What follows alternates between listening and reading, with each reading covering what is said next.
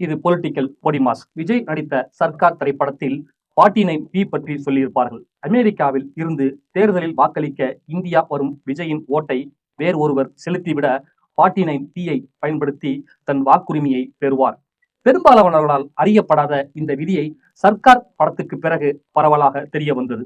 பெரும்பாலும் உருவ ஒற்றுமையை பயன்படுத்தியோ கள்ள ஓட்டு போடும் நோக்கத்திலோ ஒருவரின் வாக்கை வேறொருவர் செலுத்திவிட வாய்ப்புள்ளது.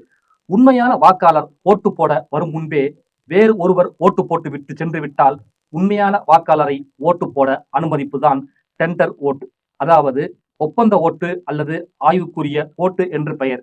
இந்த ஒப்பந்த ஓட்டு போடுவதற்கான நடைமுறையை விவரிக்கிறது தேர்தல் நடத்தை விதிகள் 1961 பிரிவு 49 பி. அதைத்தான் சர்க்கார் படத்தில் 49 பி என சொல்வார்கள். வாக்களிப்பதை வலியுறுத்தி சர்க்கார் படத்தில் நடித்த விஜய் இன்றைக்கு வாக்கு திருட்டு பற்றி நாடே பேசிக் கொண்டிருக்கும் சூழலில் ஒரு வார்த்தை கண்டித்து பேசவில்லை.